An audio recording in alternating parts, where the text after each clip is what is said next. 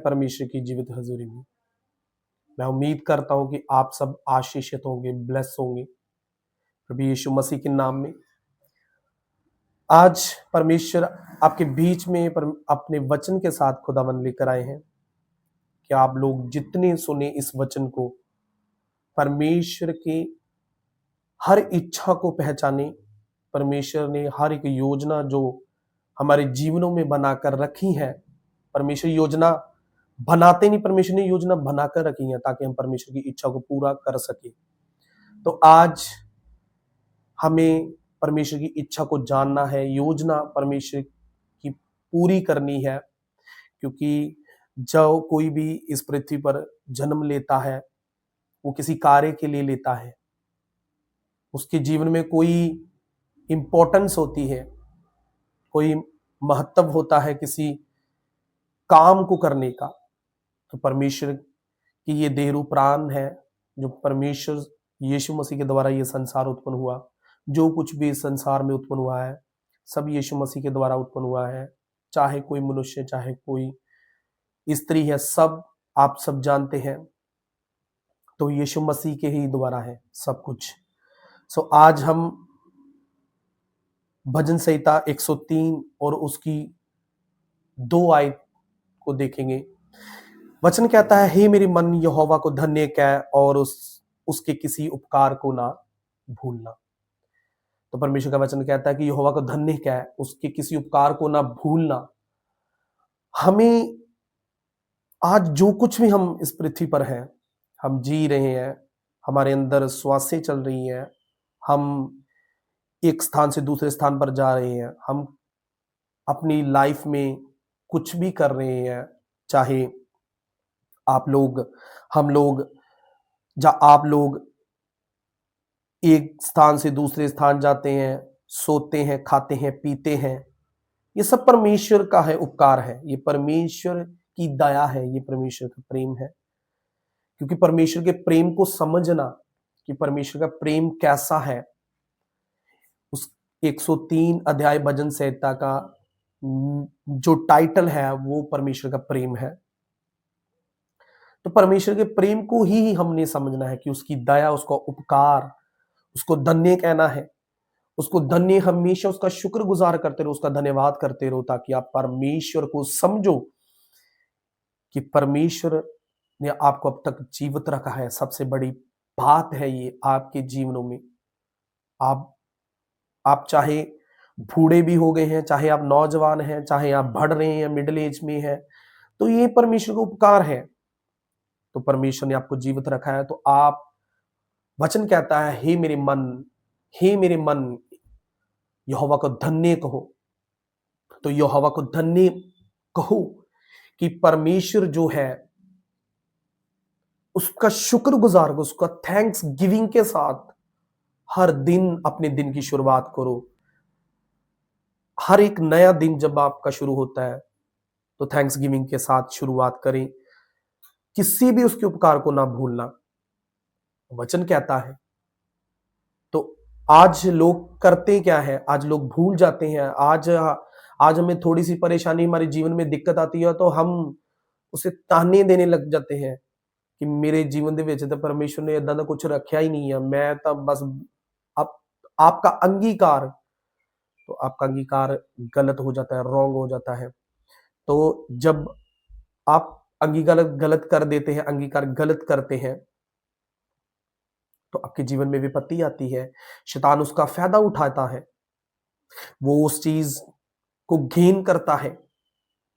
तो आज आपको समझना है कि परमेश्वर को थैंक्स गिविंग के साथ, चाहे आप किसी भी परिस्थिति से गुजर रहे हैं, तो परमेश्वर का थैंक्स करते जाएं, उसका शुक्र करते जाएं, उसका धन्यवाद देते जाएं, क्योंकि आप जीवित हैं। सबसे बड़ी बात, आप जीवित हैं। ये मायने नहीं रखता कि आपके पास जॉब नहीं है, आपके पास अमीरी है, चाहे गरीबी है, चाहे कुछ भी है, किसी भी तरह की परिस्थिति से आप गुजर रहे हैं, ये मायने नहीं सब रखता।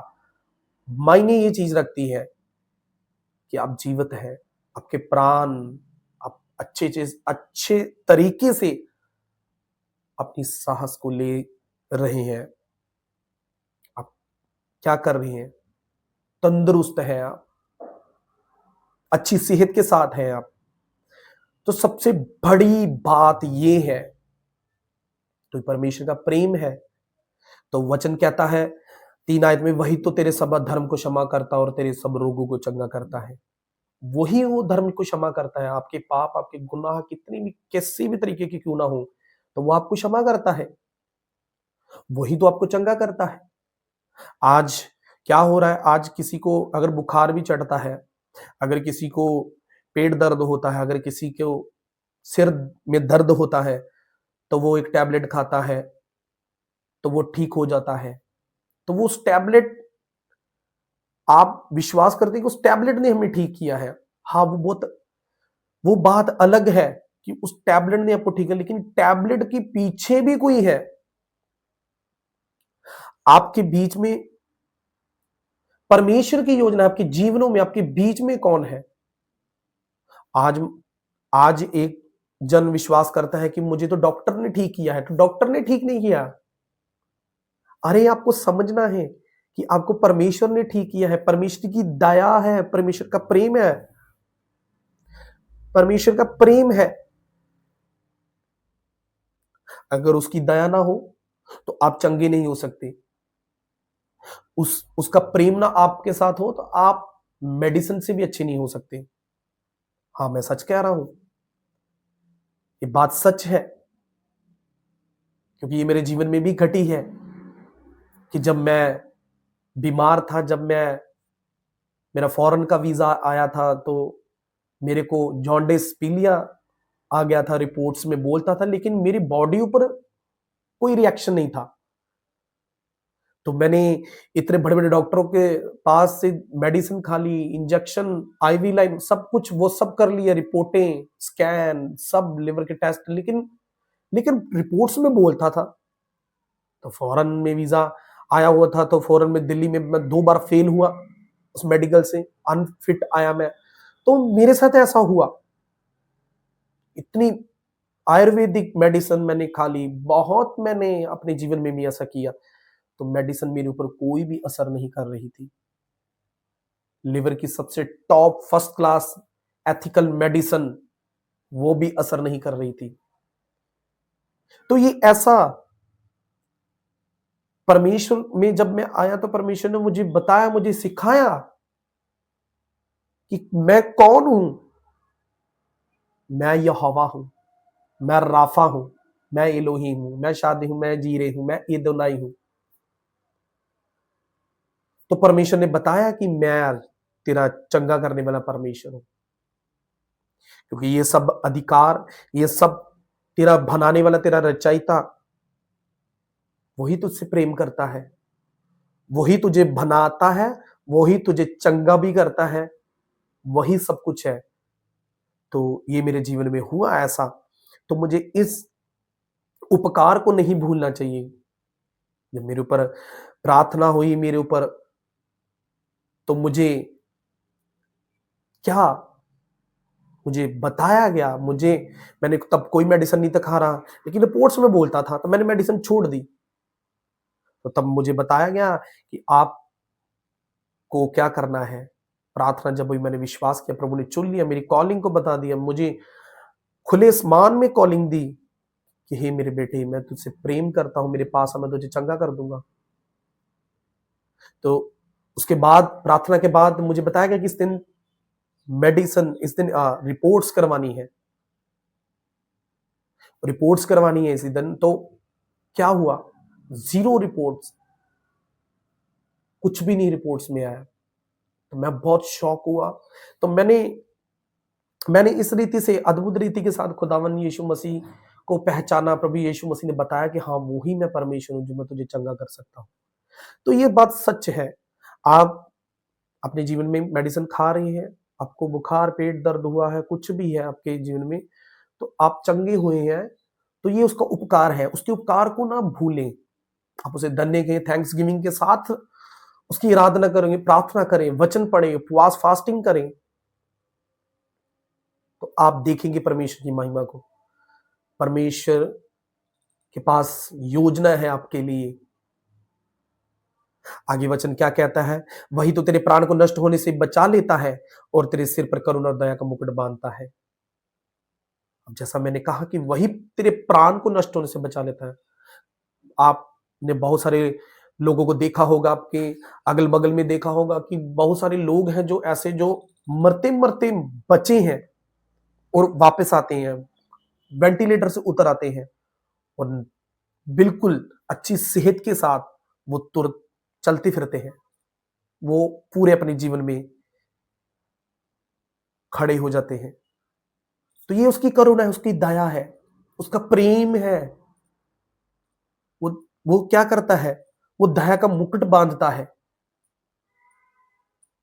तो ये परमेश्वर की दया है आपके जीवन में, हमारे जीवन में। इवन कि मैं और आप, अब जितने भी लोग देख रहे हैं, इस वचन को सुन रहे हैं, आप इस वचन को पढ़ना, बड़े ध्यान से पढ़ना, तो आपको पता चलेगा, पवित्र आत्मा आपसे बात करेगा, आपको पता चलेगा कि उसकी दया, उसका प्रेम है ही एक्चुअल क्या है। उसकी दया है, उसका प्रेम है, वो दया का मुकुट बांधता है।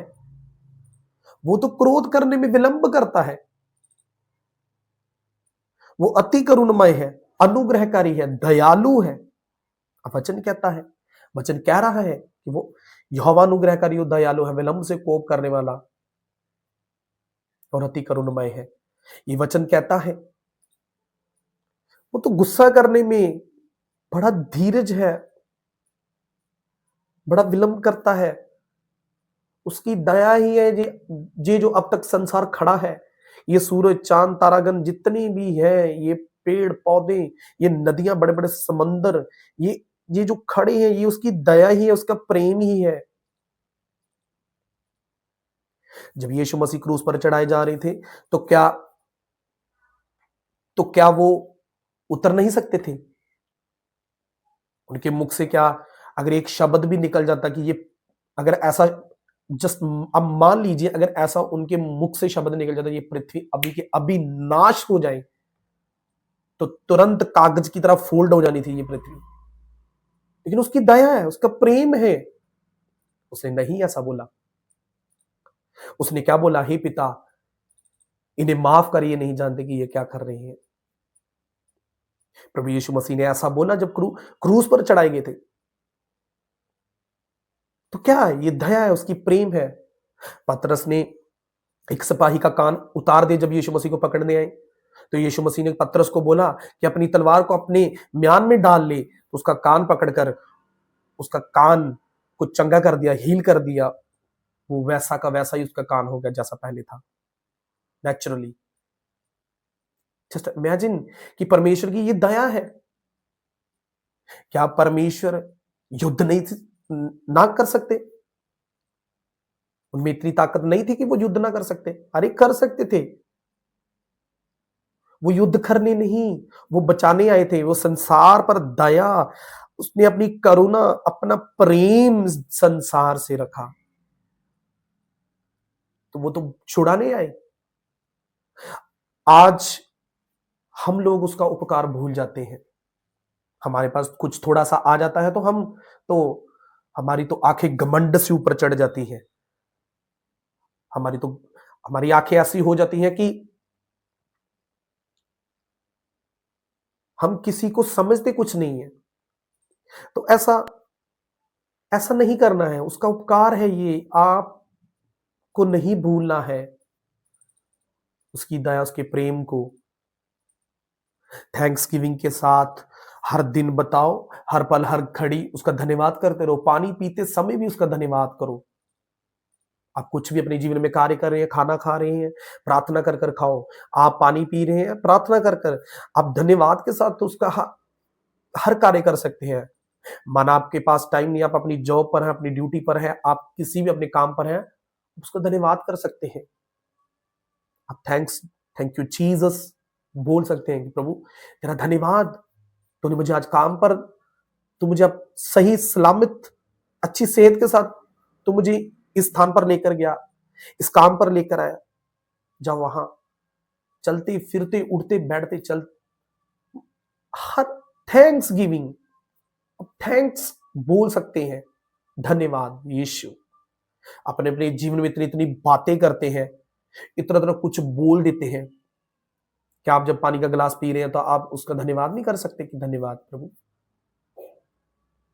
कि तूने मुझे ये मौका दिया पानी पीने का। तो जरूरी नहीं है कि प्रार्थना तो करनी है, अपने खाने पर प्रार्थना करें, लेकिन थैंक्स गिविंग, थैंक्स, उसके किसी भी उपकार को ना भूले। वचन कहता है उसको धन्य कहो। वो सब कुछ माफ करने वाला परमेश्वर है। वचन कहता है 5 आयत में, वही तो तेरी लालसों को उत्तम पदार्थों से तृप्त करता है, जिससे तेरी जवानी उकाब के समान नहीं हो जाती है। वही तो तेरी लालसों को उत्तम पदार्थों से तृप्त करता है। जो उसको मालूम है आपको किस चीज की नीड्स है, किस चीज की जरूरत है, तो वो आपकी हर लालसों को उत्तम पदार्थों से तृप्त करता है।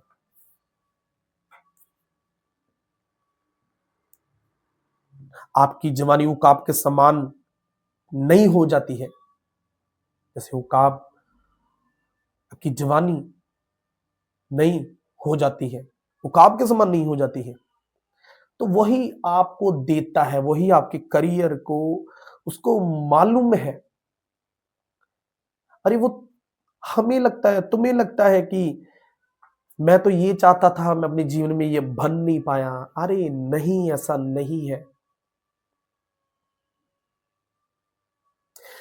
हाँ, अगर आप उसके भय के अंदर, आप उसकी इच्छा पर चलते जाएंगे तो वो आपको घिरने नहीं देगा। वो आपकी हर एक इच्छा को उत्तम पदार्थों से तृप्त करता जाएगा। अगर आप तो टेढ़े मार्ग पर चलते जाएंगे तो आपने तो शैतान को अवसर दिया।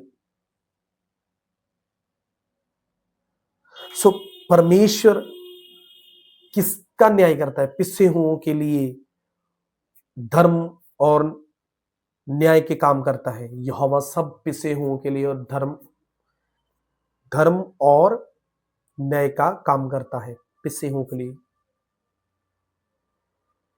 हालेलुया। तो आपको समझना है परमेश्वर ने व्यवहार, जब जब भी परमेश्वर ने व्यवहार किया है मनुष्य के साथ, आप देखें, आप पूरी बाइबल पढ़कर देखना। बाइबल में वचन में लिखा है कि जब इजरायली कुड़कुड़ाते थे, बुड़बुड़ाते थे, परमेश्वर को पुकार भूल जाते थे, परमेश्वर ने मूसा को अपनी गति और इजरायलियों को पर अपने काम प्रगट किए थे। वचन कहता है, और परमेश्वर ने उनसे व्यवहार उनके बुरे कामों से नहीं, अधर्म के कामों से नहीं किया। उनके पापों से, उनके अधर्म के कामों से परमेश्वर ने व्यवहार नहीं किया इजरायलियों के साथ। अब ध्यान से देखना, मूसा उस देश में नहीं पहुंच सका। क्यों? उसने परमेश्वर की आज्ञा का उल्लंघन कर दिया। इजरायली कुड़कुड़ाते थे, इजरायली जंगल में फंस गए, मारे गए, वो उस देश में उतने ही डिले हुए पहुंचने में। अब दाऊद को देख लीजिए, अब सुलेमान को देखें। अब जब गहराई से देखेंगे तो अब देखना कि जितने नबियों ने गलतियां की उनको सजा भी मिली है। वो सजा किस तरह की है? वो परमेश्वर ने ये नहीं कि उनको मार डाला, वो सजा इसकी इसकी इसीलिए नहीं मिली कि उन्होंने पाप किया, उनके अधर्म के कारण। नहीं नहीं, ऐसा नहीं है। आप ध्यान से देखना कि परमेश्वर का उन्होंने इग्नोर किया, परमेश्वर की आज्ञा को इग्नोर किया। जब जब इग्नोर किया तब तब उनको वही उनके साथ हुआ। अब वचन कहता है, वचन में लिखा है, 10 आयत को पढ़ेंगे तो उसमें लिखा है, उसने हमारे पापों के अनुसार हमसे व्यवहार नहीं किया और ना हमारे अधर्म के कामों के अनुसार हमको बदला दिया है। तो परमेश्वर कह रहे हैं, सो जब आप परमेश्वर की आज्ञा को इग्नोर करते हैं। आज इस संसार में जब परमेश्वर ने बोल दिया, आपने 10 कमांडमेंट्स 10 कमांडमेंट्स दी हैं, तो आप उसकी उल्लंघना करते हैं। जब तो यीशु मसीह ने कहा कि वही मेरा चेला ठहरेगा जो मेरे वचन को मानता है। आज आप फंस जाते हैं। क्यों फंस जाते हैं? इसीलिए आप पर विपत्ति आती है तो आप जब उसकी इच्छा को साइड पर कर देते हैं, इग्नोर कर देते हैं। आपको मालूम है कि व्यभिचार करना पाप है, आपको मालूम है कि चोरी करना पाप है, आपको मालूम है कि मैं किसी का बुरी योजना बनाऊं किसी के लिए, हानि के लिए, ये पाप है। तो आप जब इग्नोर करते हैं, जब आप परमेश्वर की आवाज को इग्नोर करते हैं, तो आप फंसते हैं। आप आगे जाकर क्या करते हैं? फंस जाते हैं। सो ये नहीं करना है। जब आप पूरी रीति के साथ स्थिर रहेंगे, आप चलते जाएंगे, तो आप परमेश्वर की आवाज को सुनेंगे। आप परमेश्वर की आवाज को सुनते हुए, उसको स्मरण करते हुए चलते जाएंगे, तो परमेश्वर आपके साथ वैसा ही करेगा। आप एक्सपेक्ट भी नहीं करेंगे कि आपको क्या क्या मिल रहा है, क्या क्या आपके साथ हो रहा है। हाँ, ये सच है, सच है। अब देखिए 18 आयत में, भजन संहिता 103 उसके 18 में देखेंगे तो लिखा है, उन पर जो उसकी वाचा का पालन करते हैं और उसके उपदेशों को स्मरण करके उन पर चलते हैं। ये सब काम किन पर प्रकट होते हैं? यहोवा अपने डरवाओं पर युगों युग और उनके नाती पोतों पर भी क्या करता है? क्या करता है? दया करता है, प्रेम करता है। यहोवा की करुणा उन पर सदैव बनी रहती है। डरवाओं जो उसके भय के अंदर रहते हैं, चलते हैं, उसके वचन पर चलते हैं, मानते हैं, उसकी इच्छा को जानते हैं, उनके नाती पोतों पीढ़ियों तक परमेश्वर की करुणा बनी रहती है। उसके उपदेशों को मानना, उसके वचन को सुनकर चलना, उसको स्मरण करते हुए चलना, ये सब उनके लिए होता है। आप अपनी इच्छा पर भागेंगे, व्यभिचार के पीछे भागेंगे तो फंसेंगे। मैं हर बार कहता हूं, अगर मैं किसी से मिलता, जब मैं कलीसिया से बात करता हूं, किसी भाई से, किसी बहन से, या किसी भी बात करता हूं, तो ये बात सत्य है, क्योंकि बाइबल कहती है परमेश्वर की अनआज्ञाकारी में होकर जब चलते हैं आप, तब फंस जाते हैं, क्योंकि शैतान उसका फायदा उठा लेता है। वो चाहता ही यही है, वो तो लगा रहता है ये कब गिरे और इसका मैं इस्तेमाल करूं। वो इसी योजना में बैठा रहता है, कब मैं उसको फाड़ खाऊं। हालेलुया। सो आपको परमेश्वर में निरंतर बने रहना है, प्रार्थना, वचन, उपवास, फास्टिंग में बने रहना है। आप लोग जितने देख रहे हैं व्यूअर्स, मेरा विश्वास है कि आप इस वचन के माध्यम से, परमेश्वर के वचन के द्वारा आप आशीष पाएंगे, अनुग्रह परमेश्वर का पाएंगे, परमेश्वर का आत्मा आप हर एक जन को छू रहा है।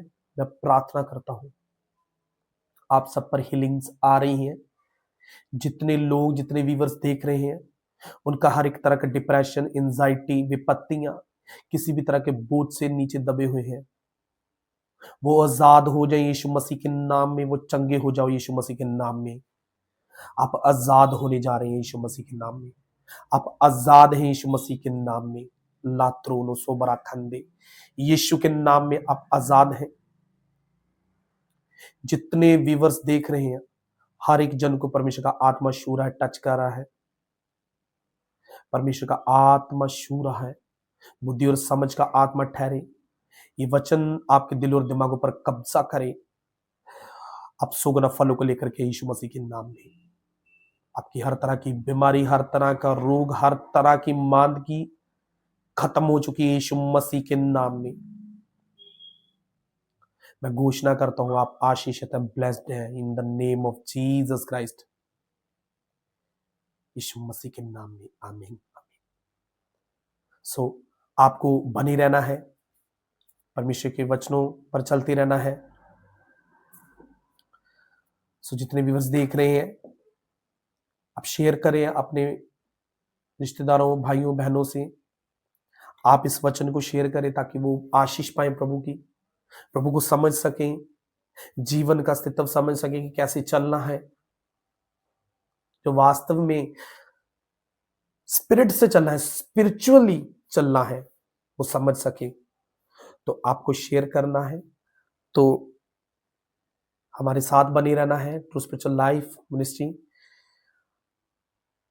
और आपको एक बात याद रखनी है कि परमेश्वर में जब भी चलना है तो आपका अंगीकार सही होना चाहिए, आपकी संगति और आपका थैंक्स गिविंग के साथ प्रार्थना, वर्शिप।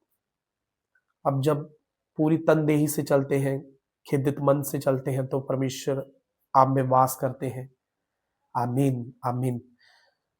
सो धन्यवाद, मिलते हैं। God bless you all.